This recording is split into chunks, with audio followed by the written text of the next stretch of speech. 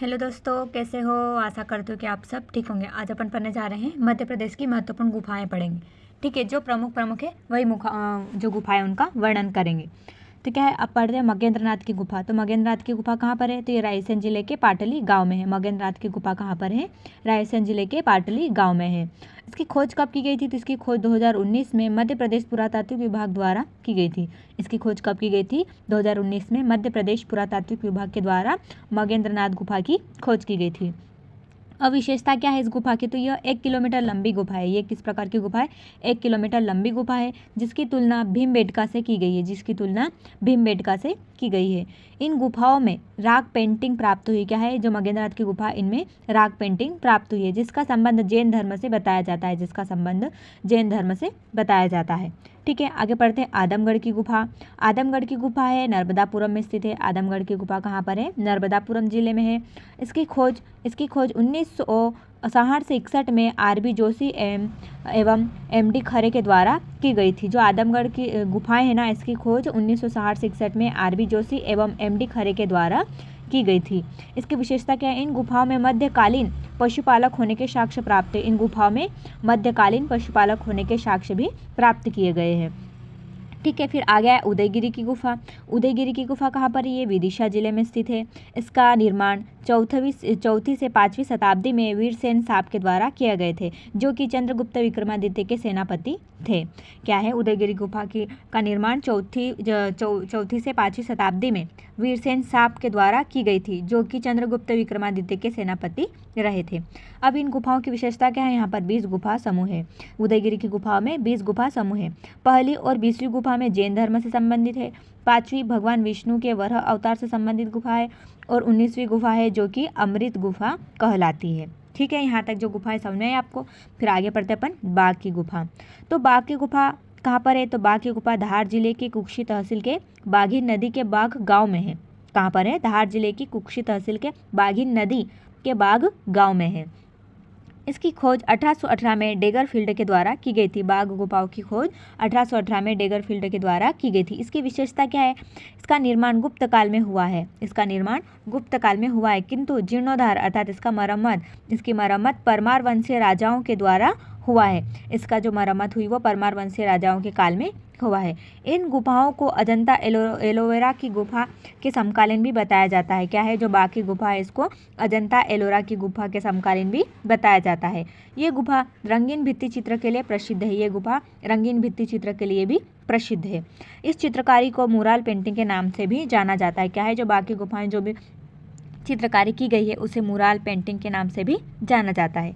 स्थानीय लोगों के द्वारा इन गुफाओं का संबंध मध्य महाभारत कालीन पांडवों से बताया जाता है। क्या है? स्थानीय लोगों के द्वारा इन गुफा समूह का संबंध महाभारत कालीन के द्वारा बताया जाता है, किंतु इतिहासकारों के अनुसार ये बौद्ध धर्म से संबंधित बताई जाती। क्या है? जो वहाँ के लोग हैं, स्थानीय लोग बोलते हैं कि उनको महाभारत कालीन गुफाएं ऐसा वो बताते हैं, परंतु इतिहासकार के अनुसार ये गुफाएं बौद्ध धर्म से संबंधित बताई जाती है। ठीक है, आगे पढ़ते हैं कौन कौन सी इसमें गुफाएं हैं। अब पढ़ते बाघ की गुफा समूह में 9 गुफा थी, परंतु शेष कितनी बची है? 5 बची है। क्या है? बाकी गुफाओं की समूह में कुल 9 गुफा थी, परंतु अभी वर्तमान में 5 गुफा ही रही है। तो पहली गुफा है ग्रह गुफा है। दूसरी गुफा पंच पांडु गुफा। तीसरी गुफा कौन सी? हाथीखाना गुफा। चौथी गुफा रंगमहल गुफा। और 5वीं गुफा कौन सी है? पाठशाला गुफा। ठीक है, तो अब आगे पढ़ते पांडव गुफा। पांडव गुफा कहाँ पर है? तो ये नर्मदापुरम के पचमढ़ी में स्थित है। पांडव गुफा कहाँ पर है? नर्मदापुरम के पचमढ़ी में स्थित है। विशेष पांडवों ने अपने वनवास का अज्ञातवास वहीं व्यतीत किया था। ऐसा पांडव गुफा नाम से स्पष्ट है कि यहाँ पांडवों ने अपना जो अज्ञातवास है यहीं पर व्यतीत किया था, जो कि नर्मदापुरम के पचमढ़ी में स्थित है। आ गया है धर्मराजेश्वर की गुफा, जो कि कहाँ पर है? मंदसौर जिले में है। ये इस गुफा की क्या विशेषता है? तो ये हिंदू और बौद्ध धर्म से संबंधित बताई जाती है। धर्मराजेश्वर की गुफा है वो हिंदू और बौद्ध धर्म से संबंधित बताई जाती है। फिर आ गया है पहाड़गढ़ की गुफा, जो कि मुरैना जिले में आसन नदी पर स्थित है। क्या है? पहाड़गढ़ की गुफा कहाँ पर है? मुरैना जिले के आसन नदी के किनारे स्थित है। इस गुफा की विशेषता क्या है? तो यहाँ पशु पक्षी एवं मानव के शैल चित्र के साक्ष्य प्राप्त होते हैं। यहाँ से मानव और पशु पक्षी के शैल चित्र के साक्ष्य प्राप्त होते हैं।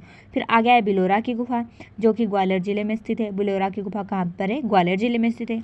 इसकी विशेषता क्या है? तो भगवान शिव के शैल चित्र पाए गए हैं यहाँ पर। ये बिलोरा की गुफा में भगवान शिव के सेल चित्र पाए गए हैं।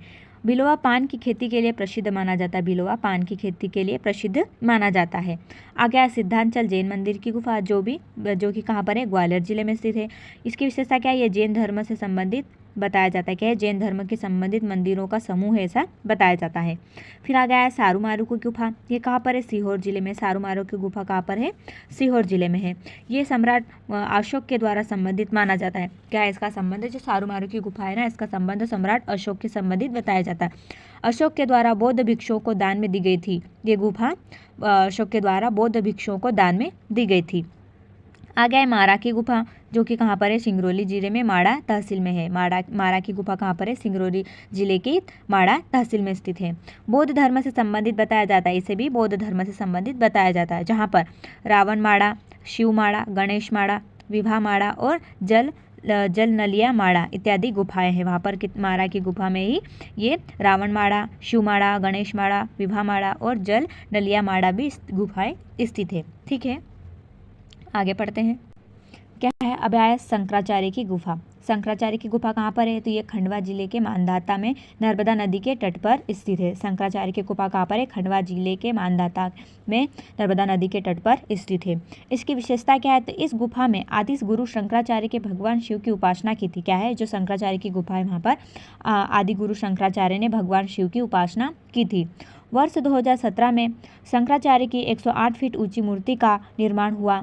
निर्माण कई धातुओं के मिश्रण से किया गया है, मतलब जो वर्तमान में भी वो मूर्ति बन चुकी है। ठीक है, फिर आ गया है जामवंत की गुफा, जो कि रायसेन जिले में स्थित है। जामवंत की गुफा कहाँ पर है, रायसेन जिले में स्थित है। इस गुफा का संबंध भगवान श्री कृष्ण एवं जामवंत से बताया जाता है। जामवंत की गुफा से नाम से स्पष्ट है कि भगवान श्री कृष्ण एवं जामवंत से संबंधित बताया जाता है। जबकि डिंडोरी में स्थित जामवंत गुफा प्राग ऐतिहासिक कालीन गुफा है। क्या है, जो जामवंत गुफा है वो रायसेन जिले में भी है और डिंडोरी में भी है। तो रायसेन जिले वाली जो गुफा है जामवंत की, वहाँ पर भगवान श्री कृष्ण और जामवंत से संबंधित बताई जाती है, परंतु जो डिंडोरी जिले में स्थित जामवंत की गुफा है वो प्राग ऐतिहासिक कालीन गुफा मानी जाती है।